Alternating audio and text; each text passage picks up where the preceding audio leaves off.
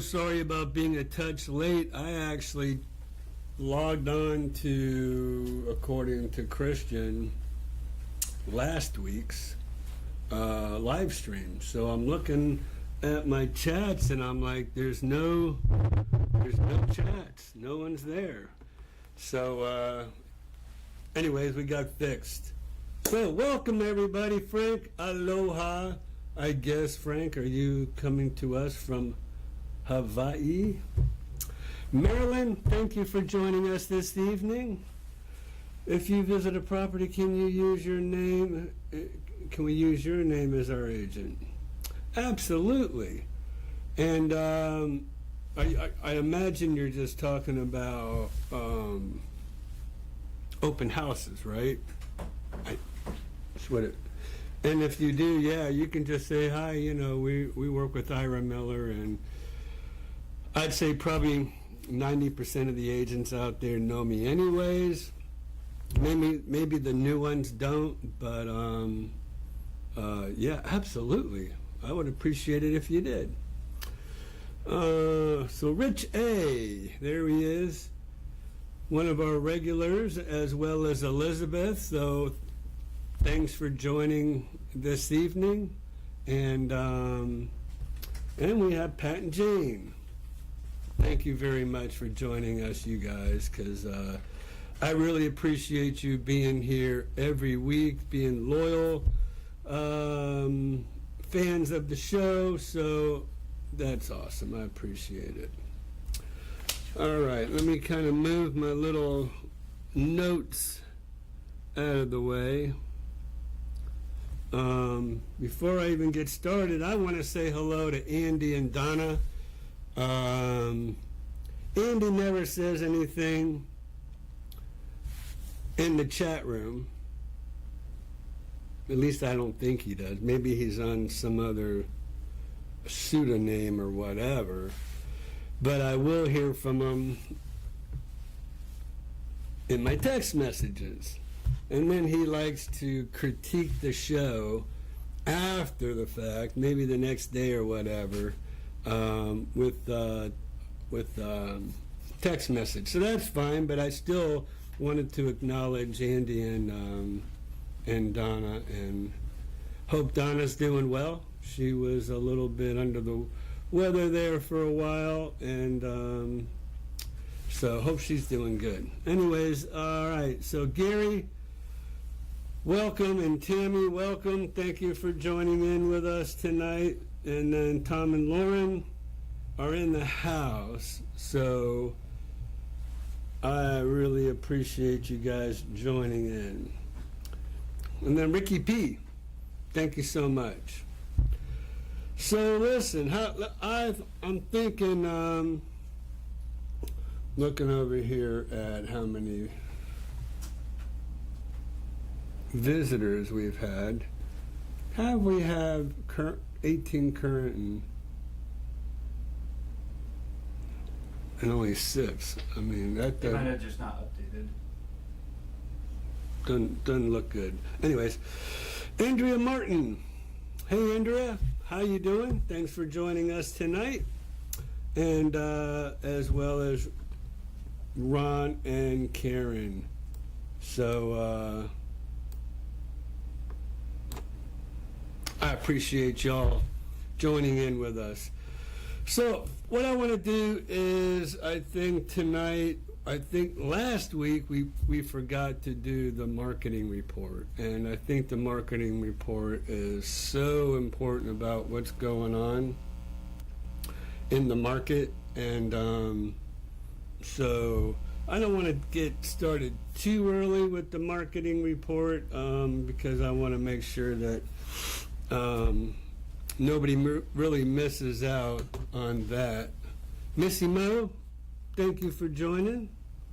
Appreciate it. Yeah, I hear the weather is a little cool up there, and well, I've heard about it in the Northeast. Michigan, I guess you would be considered what? Central, North Central, United States.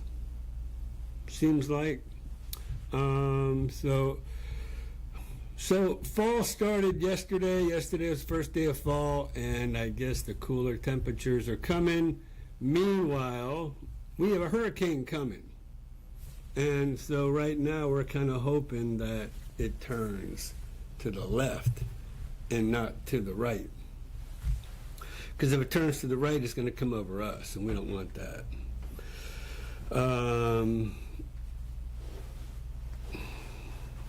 So, let's see. Hey, Brian, thanks for joining tonight. Appreciate it.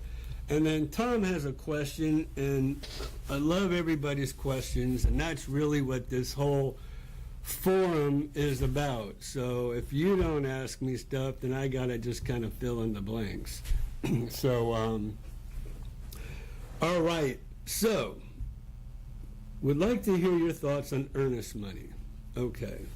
How much? When is the check cashed? Who holds the money in escrow? So let's start with the first question, how much?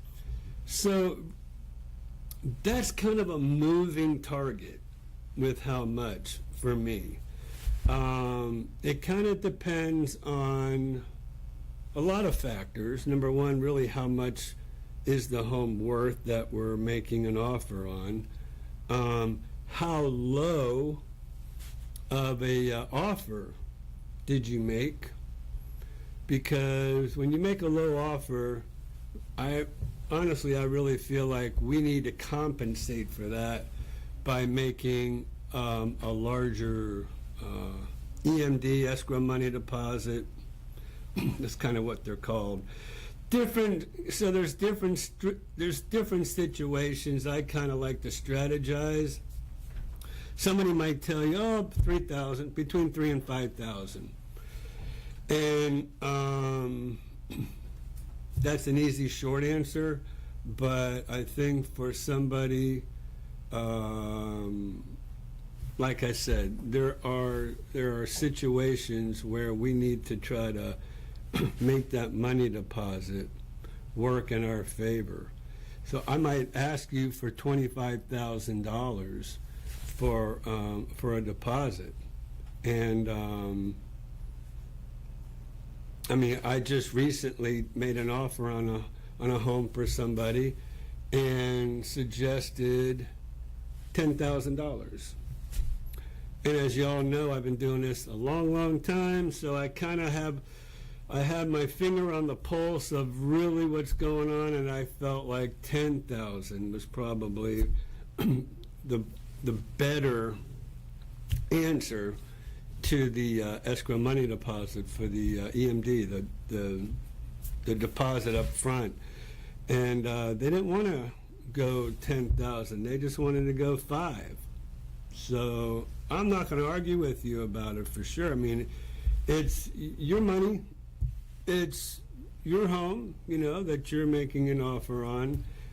If you ask me how much I think, I'm going to tell you how much I think, and then you're the boss. You are in the saddle. So whatever you want to do. So ultimately, they decided $5,000 is really what they wanted to put down, and I'm like, okay, well. What happened was the seller came back and said they wanted 10, and then they upped it to 7, and the seller wanted 10. So I really feel like I have a good idea of how much you should put down at any given circumstance. And again, if you follow my advice, that's fine. If you don't, that's fine. I mean, ultimately, they offered the $10,000, and then the seller was happy with that. Another thing too is this one particular example. They had a sale of buyer's property addendum.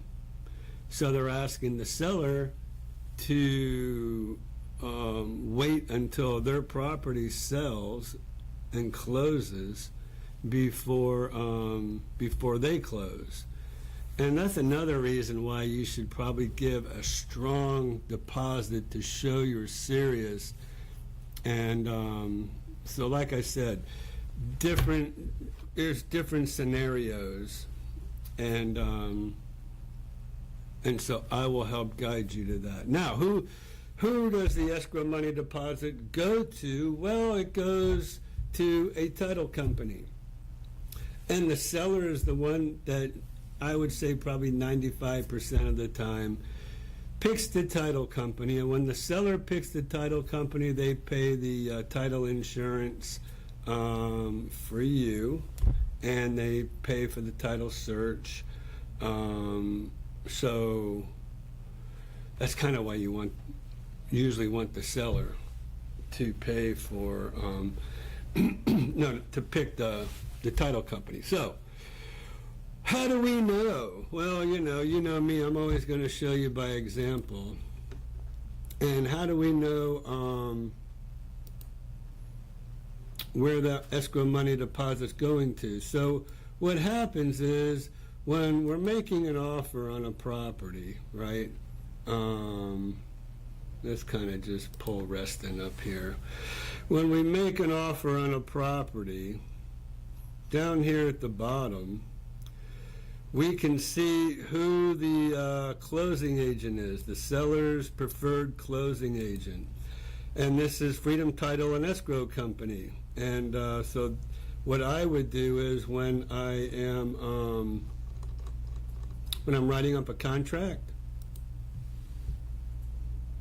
and I'll show you a little bit, and this is really good information for y'all too, so just so you know. Let me just kind of get me in the loop here with you. So where are we? Okay. All right. So this is my form simplicity. This is where my forms are. This is where I get my forms. And I'm going to just show you a quick blank form. And Florida, this is where we go. And I'm just going to pull this up real quick, because this as-is contract has basically the same as a regular residential contract. But right here, see where it says escrow agent?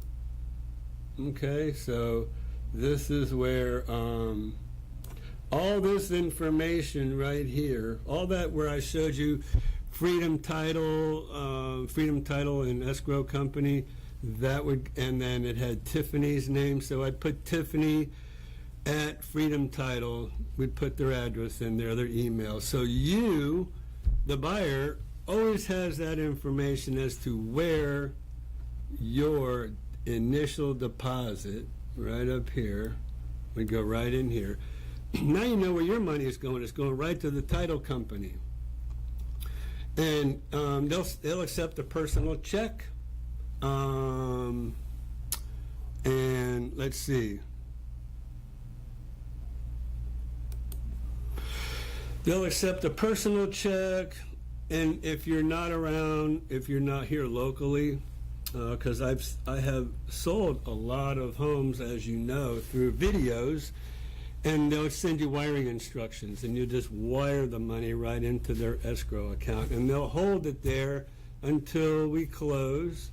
But as you know, contracts have contingencies in them: financial contingencies, inspection contingency, maybe sale of buyer's property contingency. So there might be a chance that you're getting your deposit back for whatever reason, but I like to make sure all the T's are crossed and the I's are dotted, to where we're not going to have to go through that. So, like, I look over the home, make sure there's nothing that's really outstanding that would cause you to want to cancel the contract through the inspection period. Financial contingencies, we talk about that and make sure you're not going to have a problem with financing. So I like to do the hard work up front, and this way we have no problems going forward. So hopefully, let's see. Tom, did that answer your question? Let's see. When is the check cashed? Okay, that's a great question. So here's the deal, too. I don't accept any money until we get an accepted offer. When all parties have signed the contract, and now it's what's called an effective contract. After all parties have agreed and signed the contract, now it's not an offer anymore, it's a contract. And so I don't collect any money until that happens.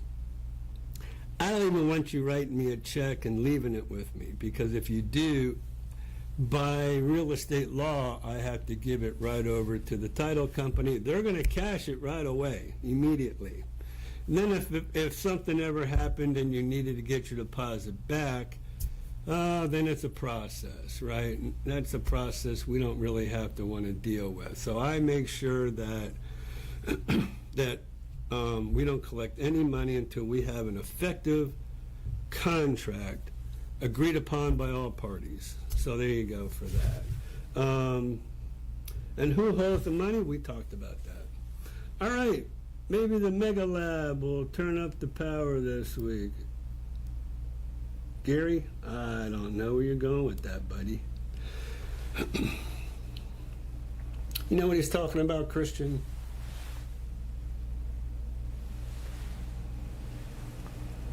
Christian's gone. I'm trying to read the chat. Let's see. Cheryl Lancaster, welcome. Thank you for joining us this evening. Watching from cool and rainy Maryland. Speaking of Maryland, I think that's a great segue that right into, we had a little party. He's talking about the hurricane. We had a little party Saturday night with my good buddy Jason. And, oh man, I didn't get Jason in there. But this is at World of Beer. And look at Kevin. Kevin has that Cheshire cat grin. Who's this guy right over here? Does he look familiar to anybody? And how about this girl with her back turned to us? We're going to have to move along. So how about this guy? Anybody know this guy? Everybody knows Kevin. And so there's me, Skip Smith. Skip invited a couple people from the Great White North of Canada. Miss Sue, we can't miss her either. It was a wonderful time at World of Beer. Dang, do I not have pictures of Jason? What is going on? Oh, he was there as well? Oh, man. Yeah, Jason? Yeah, I didn't see him in any photos. I messed up here. Shoot, I guess I didn't send you the pictures. Let's go back. Wait a minute. Here we go.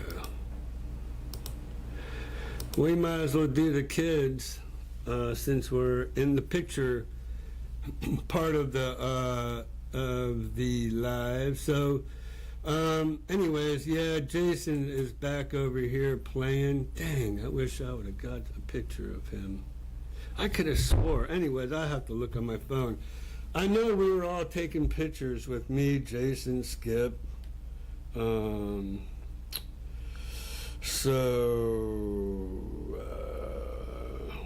Gary explained the Mag Lab is a joke in Tallahassee that when it turns on, it deflects storms. Really? Well, that's good to know.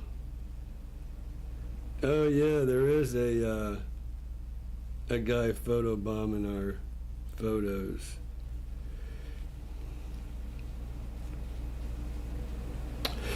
Oh, what is this? Looks like I've got a video going, and there's no, and there's nothing but a light in the way.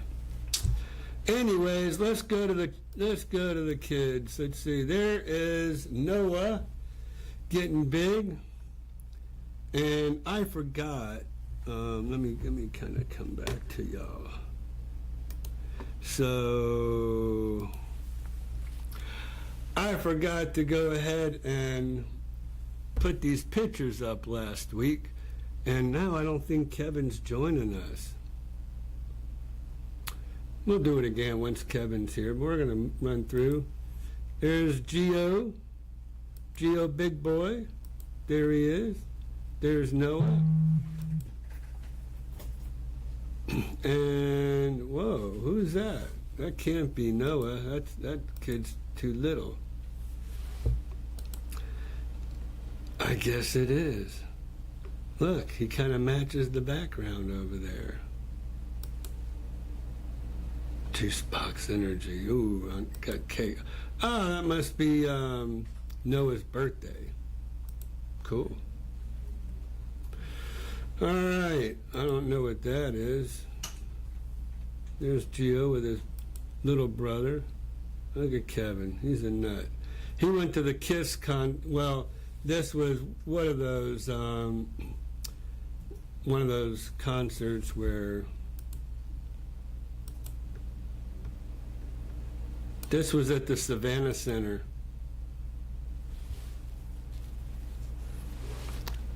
Oh, and that's me and Sammy Hagar at the Sammy Hagar concert. There's Sammy. Shows you how close I was. This was a great concert. Anybody knows anything about classic rock?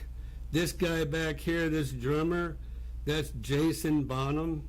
So his dad was John Bonham, who played drums for Led Zeppelin, Joe Satriani, and Sammy Hagar. And then I don't have Michael Anthony, who's with Van Halen in there. So, man, if any of you ever wanted to go to a good concert, this was the one. He was jamming to some of his I Can't Drive 55 and some Van Halen music. It was great. So, there we go. All right, I'm not going to bore you with the rest of them. There's Michael Anthony, by the way. He was the original bass player for Van Halen. And again, Joe Satriani, Sammy Hagar. I can't remember what this guy was. He was just a new guy into the music industry, right? While I'm here, let me go back to my chat room here, make sure I'm not missing anybody. Racer Dude tonight, good evening. Thank you for joining. Appreciate you hopping on. Corky, hello from Iowa. Oh, you're back in Iowa. All right, making our way towards Florida over the next week. Well, might want to wait till next week. We did 10 at your recommendation and it all worked out.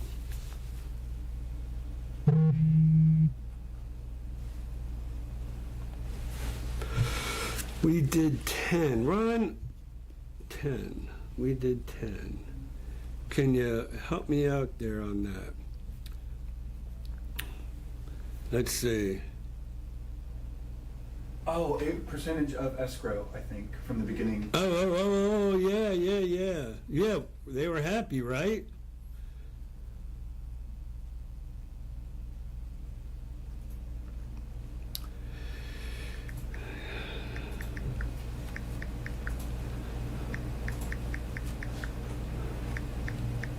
Yeah, Earnest money.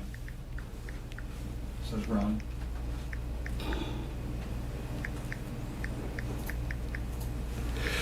Cool. Yes, and Ron, I have not gotten over there like I told you I was going to get over there to do those sprinklers. but I will get over there. Oh man, now that I think about it, I need to turn the sprinklers on. So let me know if you're in town, and so I can run over there. I think I have a lockbox on there. Let me know if I need to come get that lockbox. So Tammy says, I pray the weather doesn't get bad. Hopefully the hurricane doesn't hit Florida. And I pray it does too, because you know what, you guys? I've been working hard. I bought a whole house generator.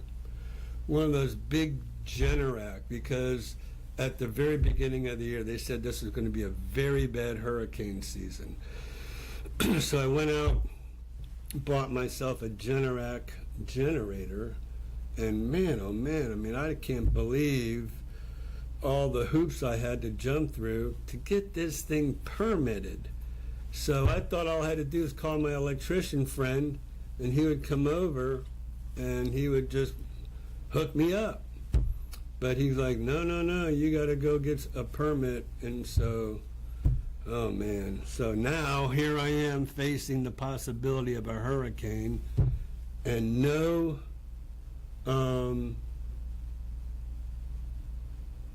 Generac generator. Oh, let's see here. Let me get back to my full. There we go. And back to my, and we're gonna get back to the market update, because I gotta talk to you about that. Should you buy title insurance? Should you buy title insurance? Well, it depends, Tammy. Very good question. And I'm going to say that if you're buying a brand new home from a developer, like the Villages on top of the world, Stone Creek, a brand new home from a developer, I would say you don't necessarily need title insurance, because they've already pulled title insurance on the whole property before they started, sectioning it out and making their neighborhoods. So there shouldn't be anything in there that would cause you to need title insurance. Now, if you feel more comfortable with getting title insurance, by all means, go get title insurance. And you might even ask the developer or whoever, can you see the title insurance on the whole raw land that they pulled, right? So other than that, there shouldn't be any liens or any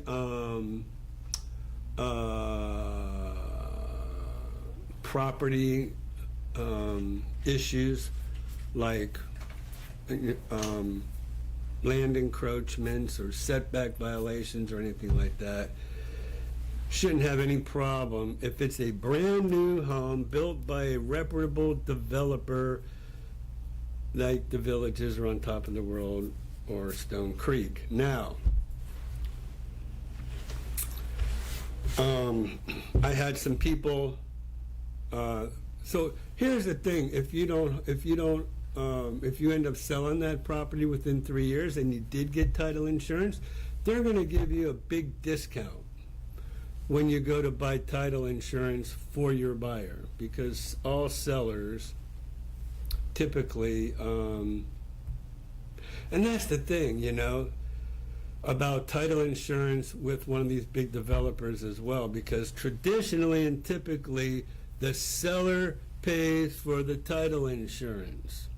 But when you're buying from a developer, you don't pay the title they don't pay the title insurance. They don't pay doc stamps. They don't pay impact fees. They don't pay any of the traditional seller costs. And so whenever anybody's buying a new home from the Villages on top of the world, Stone Creek, or And those are just the top 3 that I know of that build new homes. You have a lot of closing costs. Typically a buyer, let's say you're paying cash, and let's say you're buying a pre-owned home. As a buyer, you have less than $1,000 in closing costs, and that probably includes inspection costs. Won't include, the prorated taxes, because who knows about, what time of the year as to when and who pays the property taxes. But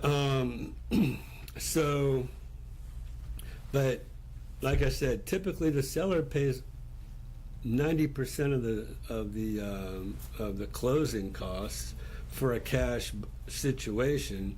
Whereas when you're dealing with these developers, you might end up with a $5,000 or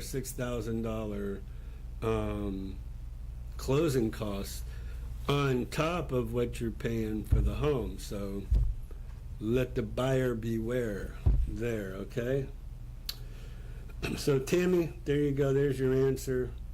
So thank you, Christian, for putting in there about subscribing. If you're not yet a subscriber, please go ahead, hit that subscribe button and the notification little bell icon, so each and every time we do a video, you'll be notified and you'll see what we've been doing for the week.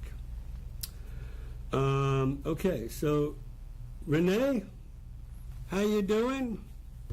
Lance, thank you guys for joining tonight. Appreciate it. It's a running joke that when the Tallahassee Mega Lab... Oh, okay, there we go. I gotcha. Skip and Kevin, yes, and Sue. You got it, Tammy. All right, there's my buddy. So Jason, I'm sorry. I'm glad you made it home safe, by the way. And I'm sorry I didn't get any pictures. I thought we had pictures of the whole crew, of me, you, Skip, Sue, Kevin, but I think maybe we took them on, Someone said they were at the bar. Who's at the bar? Jason. What? We were at the bar. Jason was sitting in the back on the photo. It says Tammy. Yeah. Oh, was he? Yeah. Okay. Oh, cool. All right, that's good. Okay, I got you, Ron. Thank you. Did you? Right. Isn't that him behind you?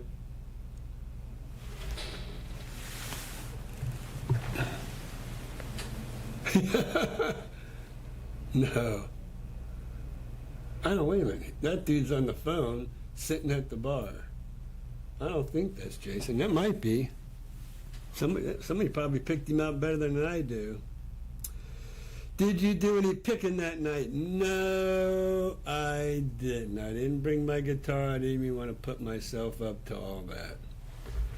I didn't want to make a fool of myself in front of Skip Smith. So I ducked and dodged, and trust me, I've been practicing like crazy. But I saw Jason like Thursday night. He goes, yeah, we're going to do Bad Moon Horizon and My Sweet Lord and Every Rose Has a Thorn. And I'm like, man, I have my notes down. It's just getting there faster, right? Getting to those notes faster. So anyways, I'm on something called the caged method. I don't know. I'm thinking maybe Jason can help me with that. Explain that to me, because that's something crazy.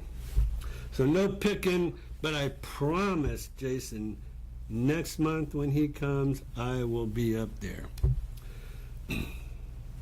Good or bad, just have to take it as it comes. So Michaela, where you been? Michaela, I haven't seen you last few weeks, but I'm glad you joined us tonight. maybe you're just kind of hanging out in the background. But the new channel's doing good. I've got, I thought I pulled that up. Wait a minute. Yeah, here we are. So this is the new channel. Thank you for asking. I told Christian to work on this because I don't know. I don't know what to tell y'all about cookies, right? I know whenever I go to a website and that comes up, hey, this site uses cookies and blah, blah, blah, blah, blah. And then it gives you an option, reject all or accept all cookies. Well, I don't know what cookies are. I know they track your data, I think. And so I'm just like, no, reject.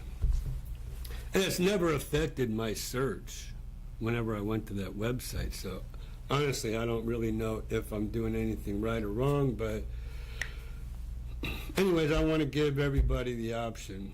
So we'll see what this is all about, because I've never seen this before. And then I clicked this, and we got this.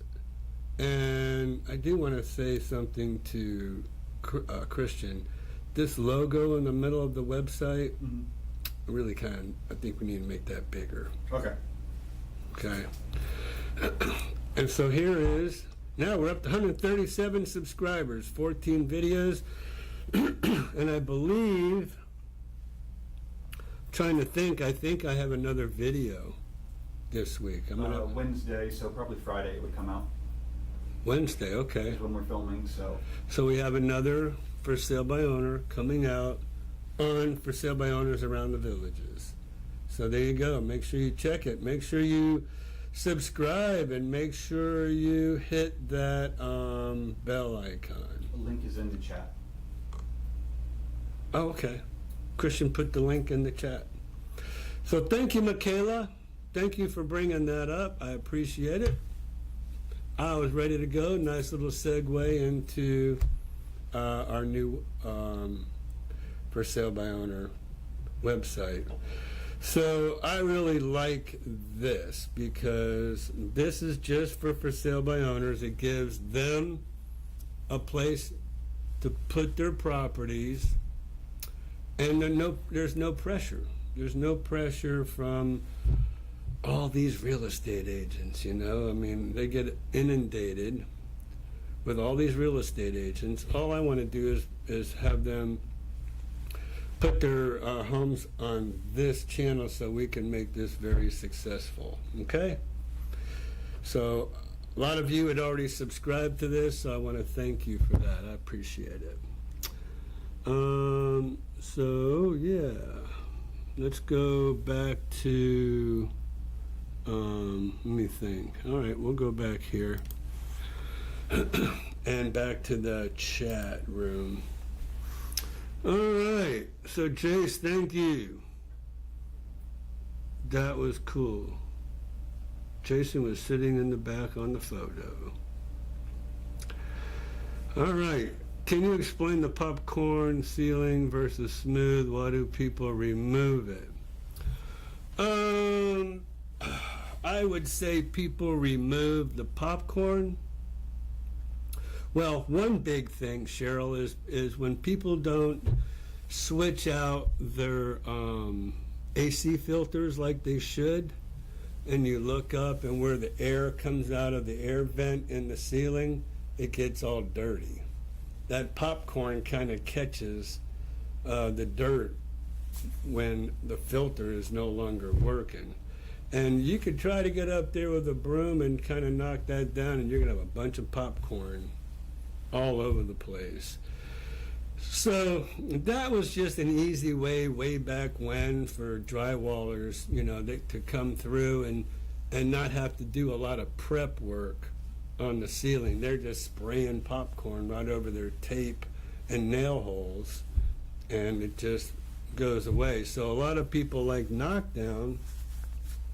And let me tell you, if anybody's out there with popcorn, you do not want to paint that stuff.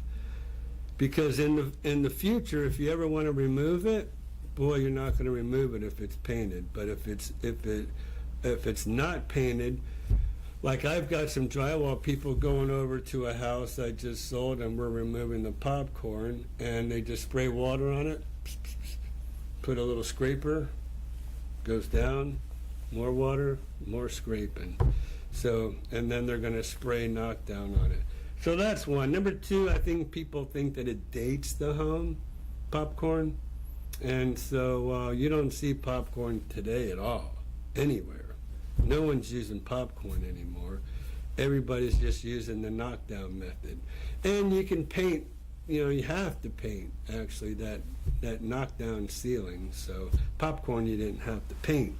So there was another reason why they used it. They didn't have to paint it. Why couldn't you paint, or like why don't you have to paint popcorn? Because when they spray it on, they spray it with not only the little it's little styrofoam beads, and it's mixed in with some drywall mud, kind of watered down, and then they're able to spray it. When it gets sprayed up there, you have drywall mud going sprayed up on the ceiling with the styrofoam beads, and you don't have to paint. It's all white anyways. So so Missy Mo rejected or retracted a message. Maybe she'll come back. I couldn't help you install your generator because I'm only licensed in California.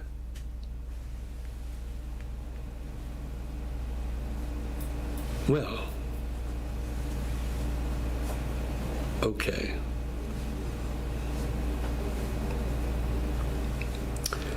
We can talk later. If a Cat 4 hurricane comes through the villages, would you be able to stay or evacuate? Well, so the whole thing, Cheryl, is a Cat 4 might hit the coast as a Cat 4, but it never stays a Cat 4 when it gets to this area. Now, if it's a Cat 1, if it's a 4 when it hits the land, and then when it comes across, it dies down pretty quickly. But even a Cat 1, even a Cat 4, you can stay. I remember back in 2004, when I was living in my old house, and I was smart enough to rent a villa in the villages. And man, it was a good thing I did, because there were down trees everywhere. And that's the problem, that's the whole problem, is all the down trees. Because if we go for years and years and years, like we've already done, kind of without a really strong hurricane coming through here, when one does come through here, you get limbs and down trees, and you can't drive anywhere, you can't do anything. And that's why I really am struggling to get my generator up and running. I've been screwing around, procrastinating, which I hope I didn't mess up. But this is a wake-up call for me. But I mean, yeah, we would never get a Cat 4 through here. I'd say probably the most we would ever get is like a 2. Even if it hit us as a Cat 5. If it hit the coast as a Cat 5, by the time it got here, it'd probably be a Cat 2. And that would be devastating enough. So would I stay? Yeah, I'd have to stay. Because I have 2 big dogs. And no one wants us and our dogs. Well, I don't know. My son now lives in Jacksonville. Maybe I might crash in with him if it didn't if it didn't come from Tampa through Ocala. But by that time, that's a long way to go to Jacksonville. It's 2 hour just drive time. So I mean, if it was over land for all that long, it would really die down. Ira, you dangled another carrot in front of me. That patio villa rental on the corner lot. Yeah, that's a nice villa, isn't it? Where'd Gary go? There we are. Yeah, that's pretty nice. I meant at least you are not racking up the hours on the generator. I'm not. And I'm glad. Oh, and trust me, my neighbor is probably glad too, because I don't know how loud it is, and I've already warned them. I said, hey, I'm going to apologize to you right up front. If our power goes out, I've got this generator, and it's sitting right here between my house and your house, and my bedroom is here, and your bedroom is there. But we can go on the other side of the house and not have to deal with the noise of the generator, and they probably could too. He goes, no, we're coming to stay with you if that's the case. So there you go. Yeah, so that's it.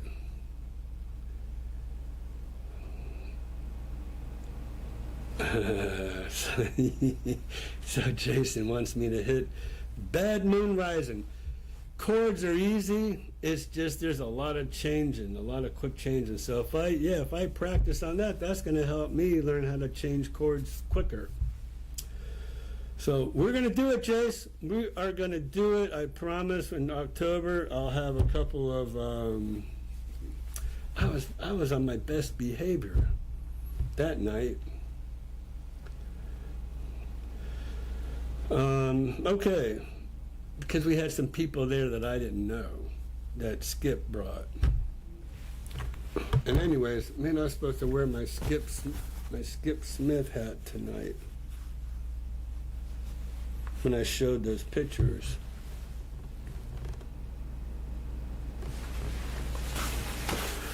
Wednesday Night Live. That's why we do Monday Night Live. I need to get me a hat, Christian, with my logo that says Monday Night Live. All right.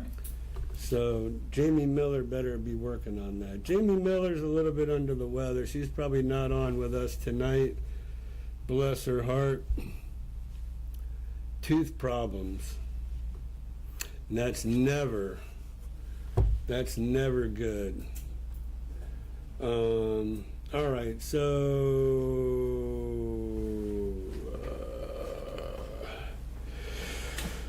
water works good.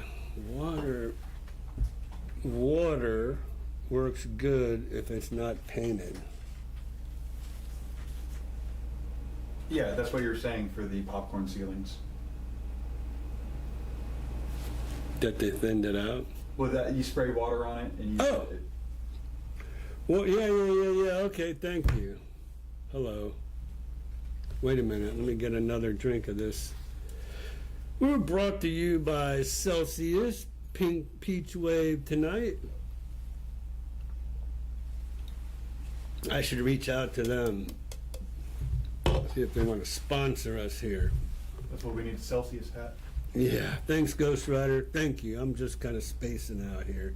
The popcorn in my state has asbestos, and you know what? Well, I know ours is styrofoam, but whether styrofoam has asbestos in it, I don't know. Or if there's any long-term effects we don't know about yet. I don't know. So Ghost Rider's in the house. Thank you for joining us. It's a wonderful thing. My wife said to me tonight, why don't you do every other week? I'm like, no, we got too many people that come and join us every week. I don't want to cut it down to every other week. I mean, we used to do that, right? Yeah, and I felt like you felt like you needed more time. And then we went to once a month. And then I'm like, man. So now we're once a week, every week. And I just feel like that's better. So a little more consistency going on, right? And I can answer everybody's questions. We could talk about all kind of good stuff that relates to real estate. So there you go. So Ghost Rider, appreciate you joining us tonight. Any new podcasts lately? I enjoyed hearing why people bought the house they chose along with that area they chose. I'm going to tell you, it's not from a lack of reaching out. We've reached out to a lot of people. And I really want to do a podcast, not with somebody that's already bought a house, but although I would really like to do a podcast.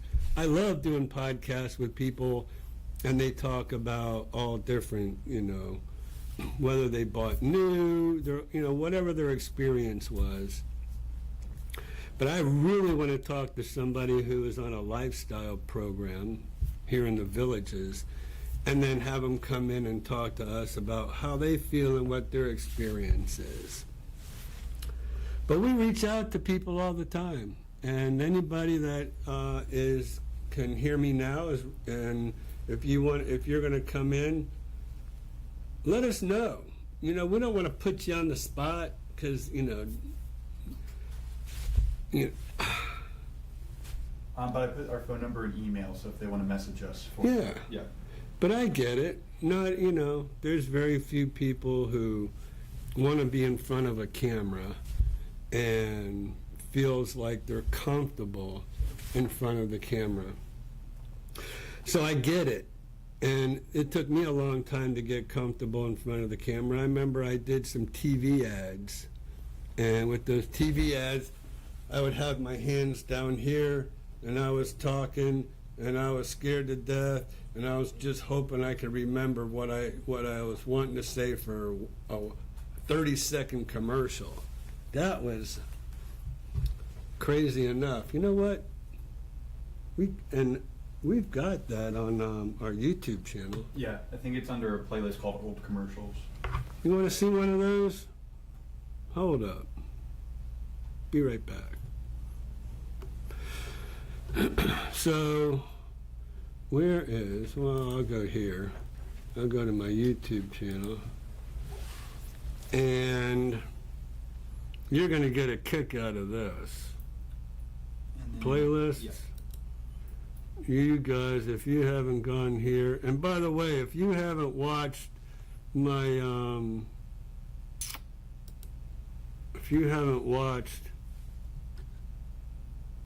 where is it? It goes away since you're a subscriber and you have the live going. It shows that in its place. Oh, so if you haven't watched this, how to use my channel, you guys really should do that. So here's my playlist, and Might be at that second last. See that guy? Didn't I tell you?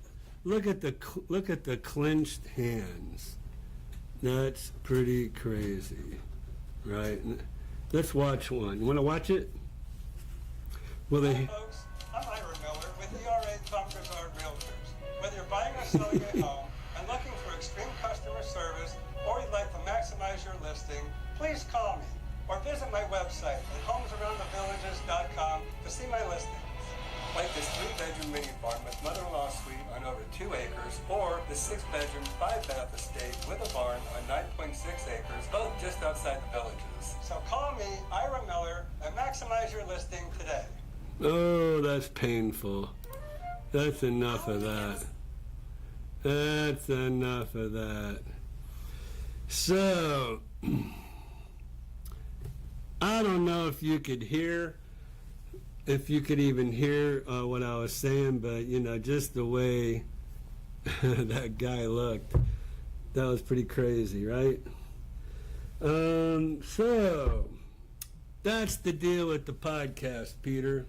We really ask people, reach out to people, and they're like, nope.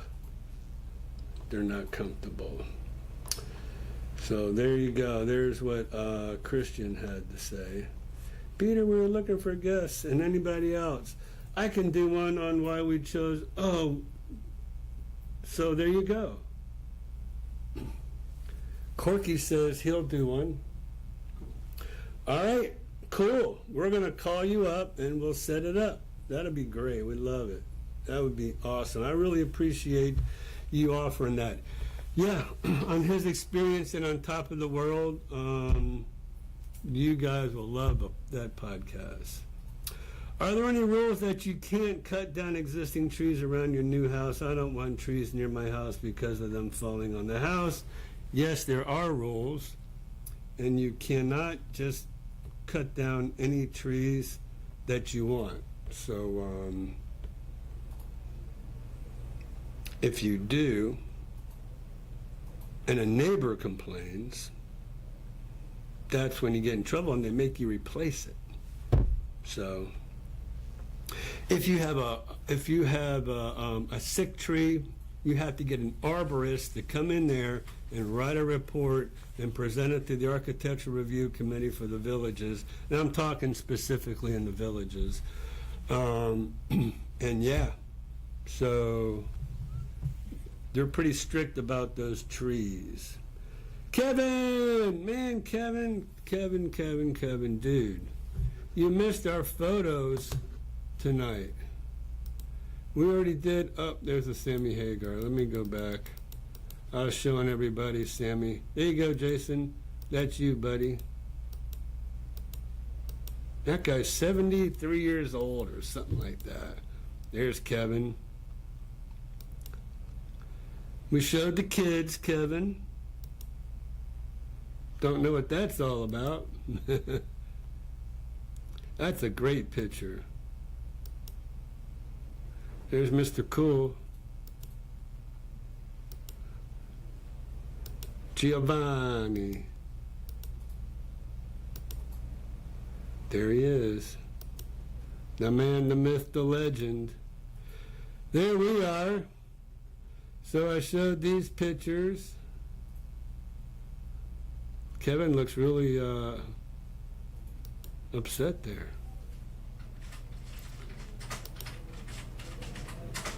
Who's that guy there, Kevin? And this guy over here. Whoops. What happened? How did I do that? Oh, I guess that's it. I don't think I sent Christian all my, I don't think I sent Christian all of my pictures that I had from that night. All right, I want a Monday Night Live. See that? Oh. I hope Jamie Miller is on here because I want a Monday Night Live hat. It's more than 10,000. It's more like 10,000 or more when dealing with the big 3 or 4 builders for buyers' closing costs. Okay. There you go, you guys, right from the horse's mouth there, John.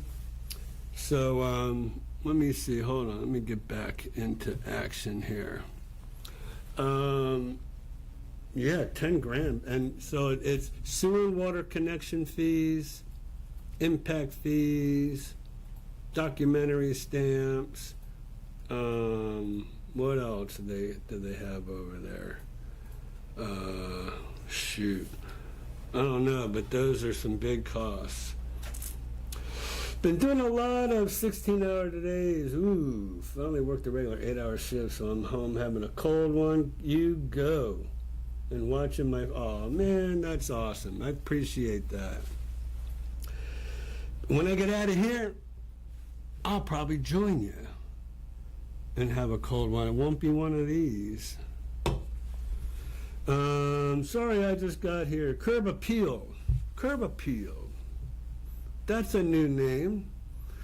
When homes were built there, even the old ones, did they come with storm windows? No. Or some sort of wind mitigation windows? No. Or is that something you would add after? So, yeah, there's no hurricane windows in this part of Florida. Not a big need for them, right? So when you're on the coast, for sure. I've been thinking about getting some roll-down shutters at my house in the back where my pool is, because I have huge oak trees that are over my house, and but I thought maybe some roll-down shutters might be appropriate, but nothing in the side or the front. I guess you just don't really. I've lived in Florida my whole life, and I'm originally from Fort Lauderdale. Moved up the coast from Fort Lauderdale to Pompano, from Pompano to Palm Bay to Cocoa, and then I came inland. But I get it now. I'm a contractor. I know all about. But when I was doing that, though, we didn't even have hurricane windows. People would put tape on their windows. All right, so that's a great question. So you could, and that's the thing. So when I do walkthroughs for people in some of these other communities, I look very closely at the windows, right? And sometimes I'll see some windows that are scratched as a brand new home. Just turning you up. Did you have me down? No, the gatekeeper says they just were having to turn up the video, so I want to turn up. How's this? Maybe I just need to pull it closer. I turned up the gains. All right, so let me know if this is good or if it's too loud or whatever, because I moved it closer. But that's how I see a lot of the podcasters do it. So all you gotta, it's easy just to kind of pop out the old window and pop in a new one. You don't even have to put a new frame in. You just pop them in. We would be happy to share our experience once we're there. Sweet.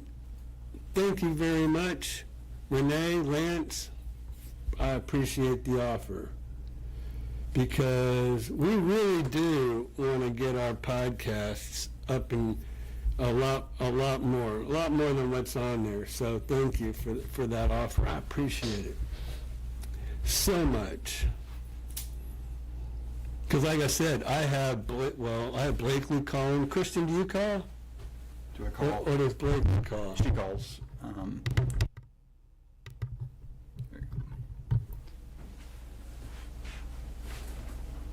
What's going on? Gain is blowing out, they said. It's blowing out? Yeah, so. Testing. 1, 2, 3. Testing. How's that? How come I'm I guess I'm way behind, right? Yeah, or. Yeah. Yeah, you are, okay. A little bit. By about 5 minutes. So, Renee and Lance, write them down. I have them down as well as. Who's calling these people, by the way? I think Blakely's calling them. I just try to find any ones that I find relevant and give them to her. I did message the bands, though, that we tried to get. Oh, the bands. Yeah, that was me who messaged them. Okay. Because Kevin tells us that Fancy Reagan, I think it is. Mm-hmm. I forget what, Relic as well, I did. I don't know about Relic, but I think Fancy Reagan, I can never remember that Alter Ego band. You know what comes to my mind, Kevin? Gary Lewis and the Playboys. When I ever think about not Relic, Fancy Reagan's Alter Ego. Johnny Wild. Johnny Wild, see? Dig Deeper says you sound improved now.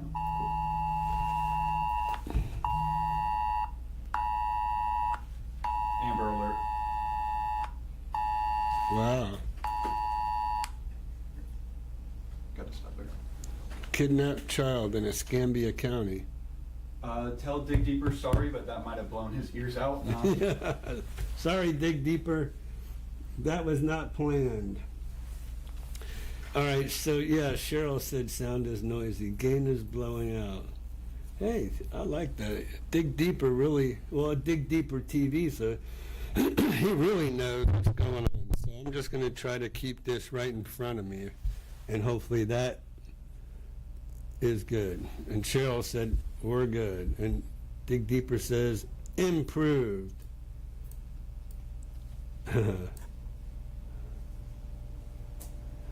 Ghost Rider, what's with the water? Oh, I done passed up a whole bunch of people.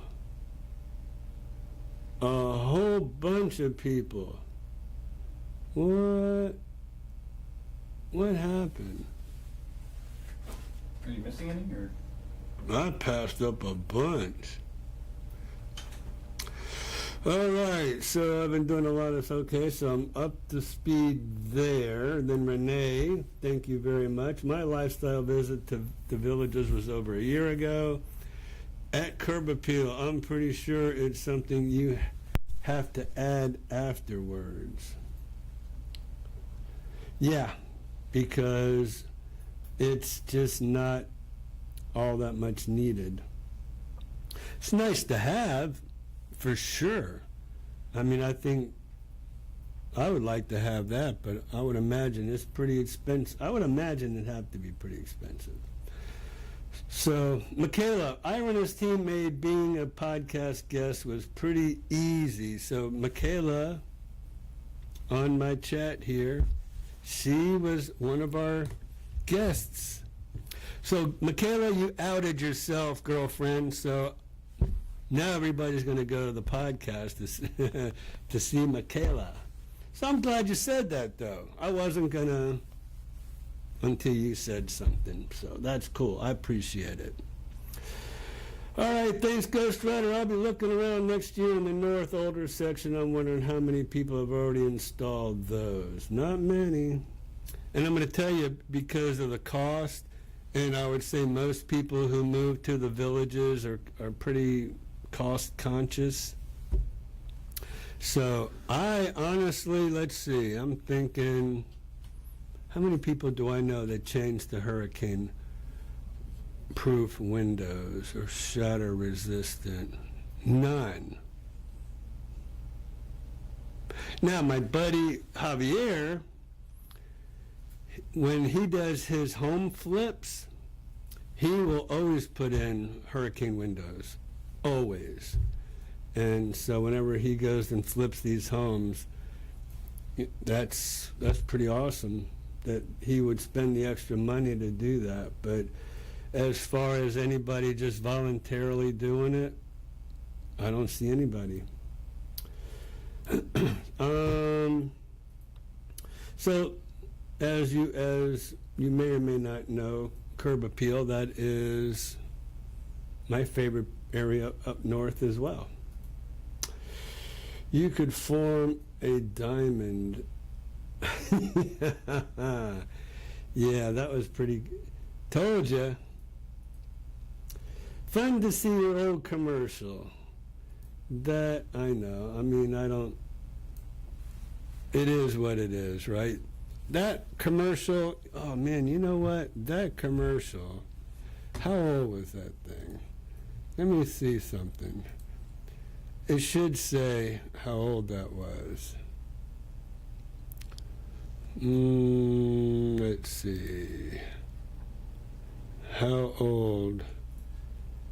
I'm not going to run that again, you guys. Trust me.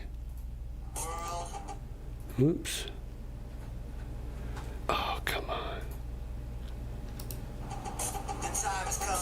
Okay, so 8 years ago. There you go. It was when we uploaded it. It's even older. we uploaded it 8 years ago? Mhm. Oh, wow. Yeah, you're right. That is older. Yeah, that thing is probably about, whew, I don't know, 20, I mean, let's see. How old is Joey and just work from there? No, I'm just thinking when I joined ERA in 2009, I probably did it up around 2012. So it's probably about 12 years old, actually, now that I think about it. And I don't look a day older in that. I have to say. Let's get out of here. Anyways, let me think here. So, Ghost Rider, I'm guessing maybe the strong windows aren't needed then. I'm in Central Texas, so I'm kind of unfamiliar. And like I said, if you go with the masses, let me see. Hold on, curb appeal. I did see all double pane windows, but no extra storm windows. I will say it was really quiet once inside the house. Yeah. I would say probably from 2001 maybe, and older. You might see some single pane windows. Ted, hey man, how's it going? Ted's a new guy in my, let me get back to, so Ted's the new man in my office. So Ted, what you got to say? Is it important to be sure a buyer works with an agent that has a clear understanding how the new NAR rules are regarding who pays the commission? And so we have really talked about that in depth now. I would say probably not everybody has heard me. I guess I kind of wait for the question now these days. So if somebody was asked a question, like I was at my physical therapist today, and Dr. Q, dude is awesome. Anybody needs any physical therapy, Alpha Rehab in Ocala, Dr. Q, he's the man. Miguel Quintana. And, but we call him Dr. Q. He goes, Ira, what's up with this new rules I heard about? I'm like, man, you're way late to the game here, buddy. So, yeah, we have kind of talked about it in depth on this show here. But if anybody wants to hear or needs to hear more about what's going on, I kind of explained it to Dr. Q and the people in his office. And I can explain it again here. But good question, Ted, and thank you very much for asking that. Curb, do a lifestyle visit for a week. You'll fall in love with the place. Don't drink the water, though. Don't drink the Kool-Aid, so they say. Because, a lot of people, that's kind of the running joke around here. Oh, they drank the Kool-Aid. Note to producer, I am cranking the volume on this versus other YouTube videos. If an ad pops up or another video starts playing, my speakers would bleed. I recommend. All right, I think maybe the master volume. Are we still having problems, or is that old news? He says, thanks Dig for deeper. humoring. It's improved. From Dig Deeper. I was after that? Yeah. Okay, cool. So there you go, Cheryl. Without a filter system, the water tastes. Without a filter system, the water tastes really. Yeah, a lot of people have filters. Nova filters. We probably need to get us some. What do you call those? Sponsors. Yes. A lot of people, you go in these houses, you'll see a lot of them. There's 3 blue cylinders in the garage, and Nova Filters puts them through. I know when I stayed at, during that hurricane I was talking about in 2004, I noticed that there was a big difference in how hard the water was in this villa that I stayed in. So, let's see. But don't drink the water.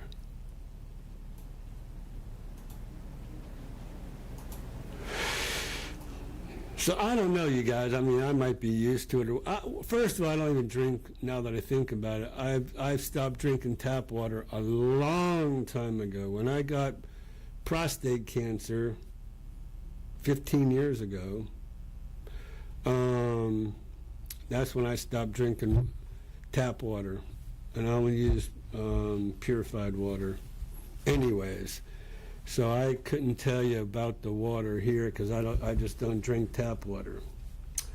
Without a food, the water tastes really. It's why why are garage doors braced for hurricane winds in the villages when windows are nothing special? Because that is a code requirement to have garage door braces on them. So your hurricane codes require garage door bracing because there's such a wide area for the wind to easily blow in a garage door when you're talking a much smaller, compact area for windows. And really, I mean, the hurricane windows or impact resistant windows are exactly that. They're made to resist impacts like tree limbs or, other things that people might have left out in their yard and it's blowing around and then hitting your window.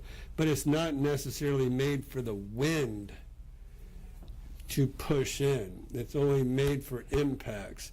Whereas garage door bracing are definitely and specifically made to combat the winds over that huge 16 by, a typical garage door is 16 by 6 foot, like 7 foot.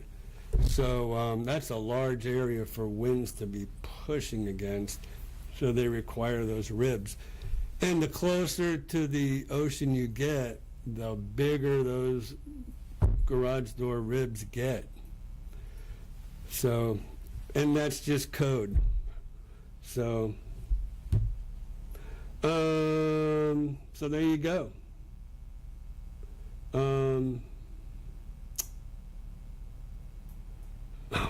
knew what you meant. Relic is playing Saturday night at Brownwood. So Relic is a big rock and roll band here that Kevin's the band guy. He's Mr. Groupie. He goes to all these. He loves these bands as I do. But Brownwood. Problem with Brownwood is that it's way to the south, and I live way to the north in Ocala, so it's 45 minutes. And if you have a few of these, you're risking going home. So Ghost Rider, I'm on a well, and we need a system for neutralizer, salt, filters, softener. Interesting. So when my old house was on a well, I did get a softener, but I didn't get a purifier. Because our aquifer, water, so water when it rains travels through the earth, and there is a lime rock bed underneath the layers of topsoil and sand, and then you get a lime rock base, and then you get into the water system, the aquifer, that runs all the way under Florida. Well, that lime rock causes the water to get hard, and that's why we have hard water here in Florida, and you need a softener, but the rest of it, I think, is fine, unless you live around a landfill or something. Then you have to be careful. Fancy Reagan tomorrow night at Brownwood. What is going on with Brownwood, Kevin? I mean, even Lake Sumter Landing, I'm saying. Lake Sumter Landing is 2 miles down the road from my office. Curb Appeal, I agree with you. I'm liking the vibe of the north areas, and I like the vibe. I like the mature landscaping. Prices are better up there. It's closer to Ocala, where they have the malls and the car dealerships and the restaurants, and especially in the wintertime. In the wintertime, not as many people are in the north as they are in the southern areas. We stayed in the Marsh Bend area and loved it, hoping to find a home in that area when I retire. So give it up, Ghost Rider. Time to retire. Do many residents put in hurricane shelters in the garage? No. No. They're not going to. Now, I don't know. Some of you may have followed. Oh man, you know what? I've got to put on there. I should have sent this. I'll send this to. So we're taking. If many of you may have seen the vault in my listing on Cimarron. And so Cimarron has a huge garage, but then it's got this area that goes way back.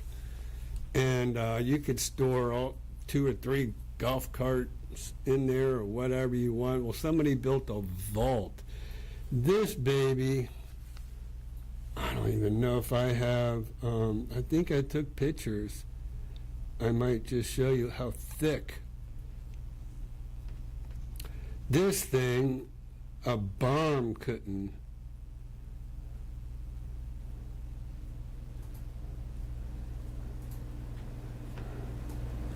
Oh man, I thought I took a picture of that.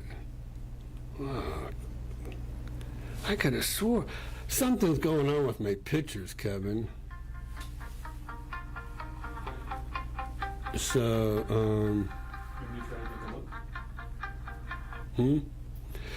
I'm missing a lot of pictures. I don't know what's going on here. I gotta text this guy, because he's not gonna believe this when I show him what I'm doing. So,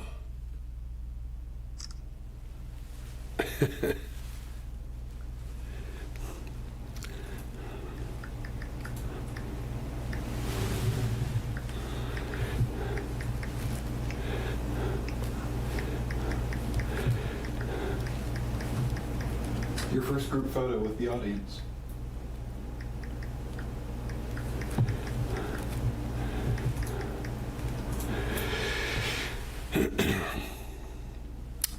my first group photo with the audience. You're taking a picture of the camera. Oh, well, this guy, he keeps texting me and calling me, and I can't talk to him right now. All right, so back to the show. Michael Grove, do many residents put in hurricane shelters in a garage?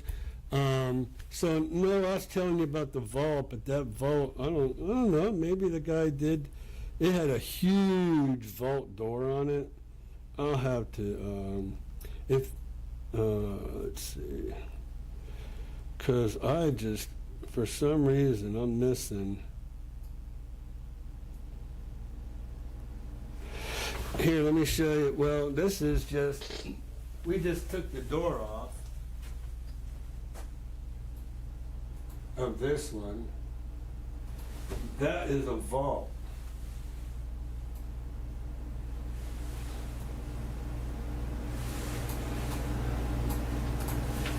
There's the door right there.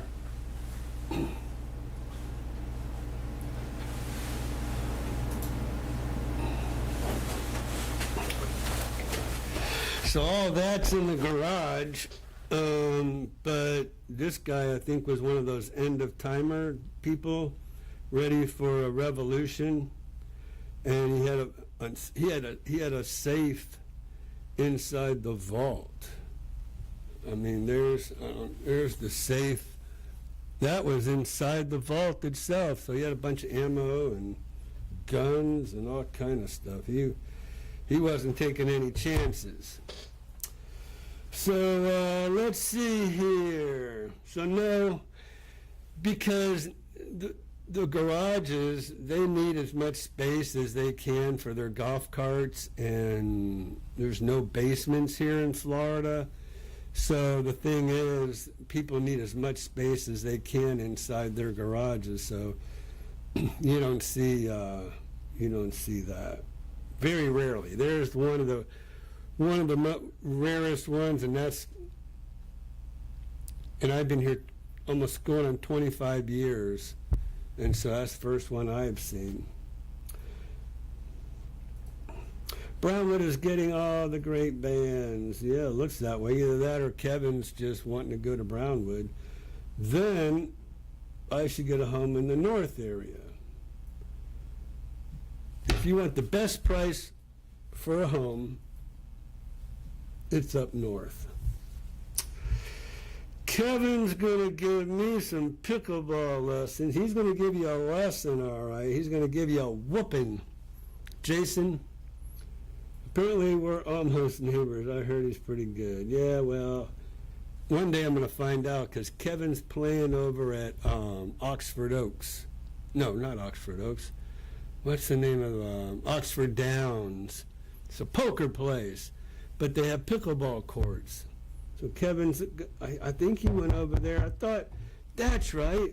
Kevin was telling me he was going there tonight, and that's why he couldn't be on tonight. He must have got on his phone real quick. But he's out playing pickleball at Oxford Downs.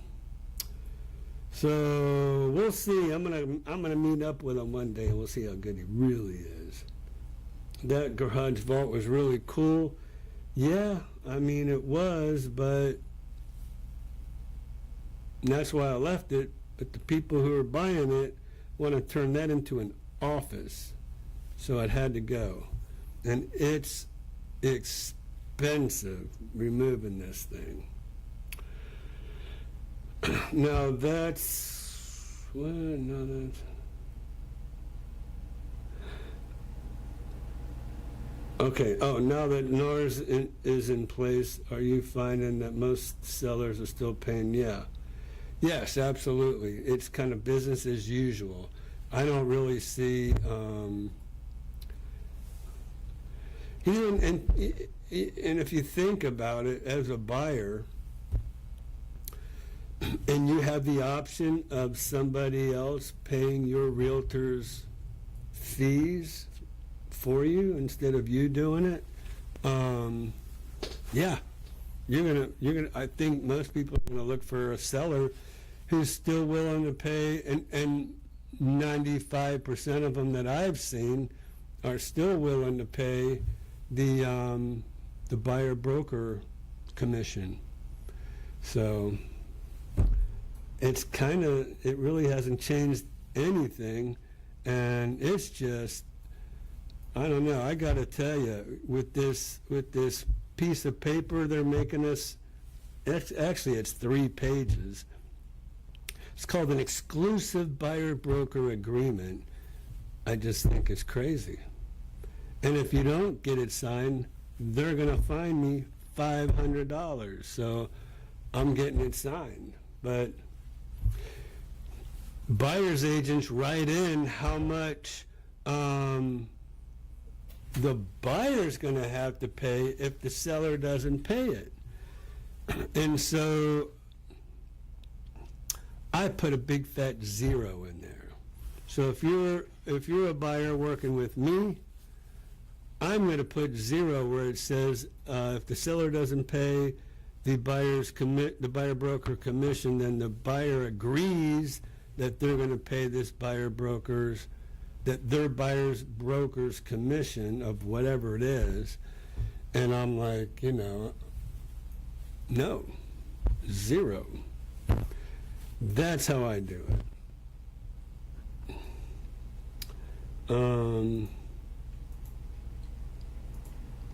Wow. Okay. Well,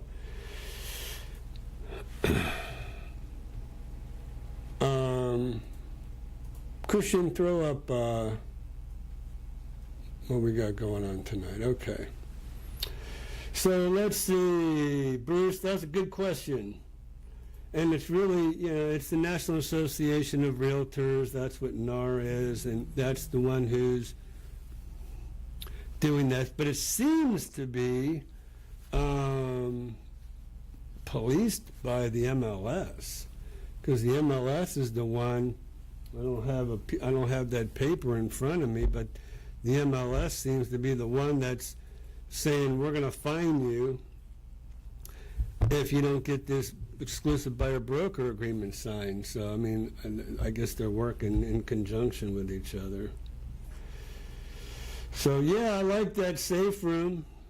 And, but, honestly, you could definitely get better use and more use out of it if that vault was gone, because that's a lot of space inside that garage that you're eliminating, and really it's just sitting there. I mean, I've told people you could use it for an art collection. I've told people you could use that for a wine cellar. You could use it for a hurricane shelter. But I think that at the end of the day, people are thinking that's just space in there that I could use for something else, or they could use for something else. So there you go. All right, we're going to go quickly to what's going on with, with what's going on in the market. So if any of you have been following me over the years, right, then I've been telling you that typical inventory in the villages is like 500 to 550, and with the amount of homes that have been built over the years over in the southern area of the villages, it's probably more like 600. Since, let's see, so I've been since 2009. I've been, 15 years? I've been watching the market in the MLS.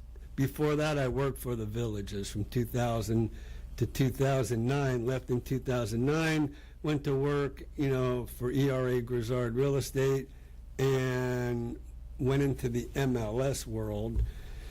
And so I knew over the years what average inventory was. So if you look over here at the bottom left where my cursor is, 508, we are up to 508 homes listed in the villages. Here's the villages right here. I put the city, the villages.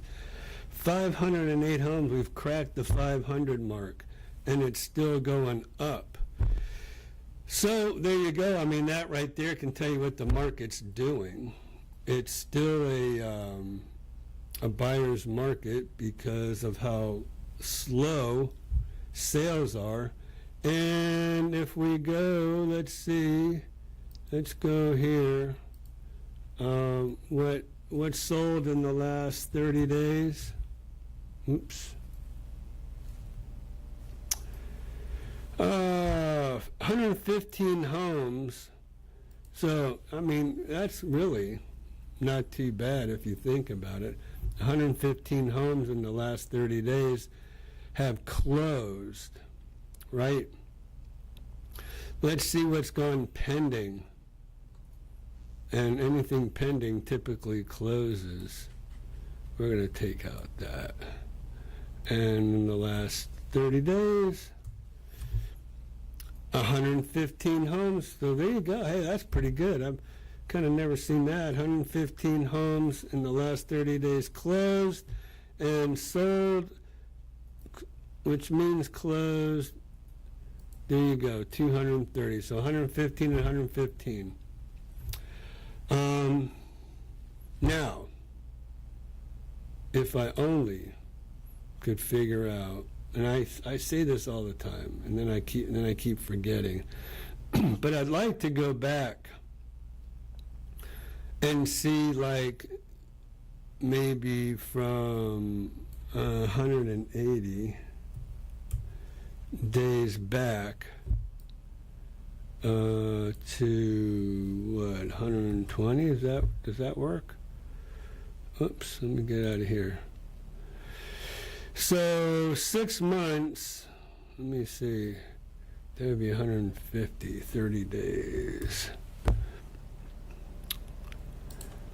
So 6 months ago, if this is accurate, the way I think it is, that means 180 days ago to 130, which was 30 days, 295 sold 6 months ago. So that can't be right. I don't know. Let's see. Your search return, it's not giving us the inventory. Oh, yeah, it is. There it is. Let's see. Let's take a look. So this home sold on May 16th. Maybe that is. I can go here, and we can go here to 100, and let's see, 295. It's sold. When this May 3rd. So yeah, maybe it is accurate. Maybe 295 homes sold in 30 days. They're sold. So it looks like maybe I am pretty accurate. 295 back in April. So yeah, it looks like that's pretty accurate. $1,999,000 on Clearwater Rana, overlooking Lake Maona. All right. So there you go. That's your market update for Monday, September 23rd, 2024. And we're going to put this live on our YouTube channel. I'm glad I figured that out. Anyways, you guys, do I have any more? Let's see. All right, Kevin's back. Thought you were playing pickleball, Kevin. What is the average cost of a 3-bedroom, 2-bath home? Average, $400 is about average. All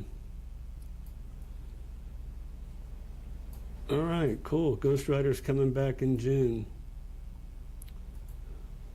So Jace is the man, the myth, the legend, and our friend. All right, everybody. I'm going to, hold on, let me see, make sure I didn't miss anything up here. I don't really see anything. I've gotten all the photos in there. So, I'm not seeing any missed ones either. Okay, cool. All right, we're going to sign out. Appreciate everybody joining us this evening. Hope to see you here next Monday. Same bat time, same bat channel, as we say. All of you old-timers will know that one. All right, so thank you again. Please come with your questions next week. What the heck happened there? How'd that happen? No. Did you accidentally hit the keyboard? I don't know. That was crazy. Alrighty, guys. Thanks so much for joining us this evening, and we look forward to you coming back next week. And come, like I said, come with your questions. Love questions. We'll do another market report. And I forgot to call Miriam. Oh. Should we do that for the next live stream? I'm gonna have a mortgage person on here, and I told her I was gonna call her every week, and I forgot to call Miriam. Bennett? Mm-hmm. Okay, I'll send her, what I'll do is I'll schedule it and then make sure that we have it as our theme for next week. Yeah, so you guys tune in next week. We want to talk about interest rates and how they might have changed and what the future looks like. Miriam's great. If I can do some kind of even Zoom and kind of maybe do a split screen or something with her, I have her number, so I'll talk to her. we'll see if we can work that out. Okay? So, doggone it. Oh, man. All right, you guys. Thanks, everybody, for watching. See you next week. Miriam's going to be on, we won't forget her next week. I'm going to write it down. All right, y'all. Take care.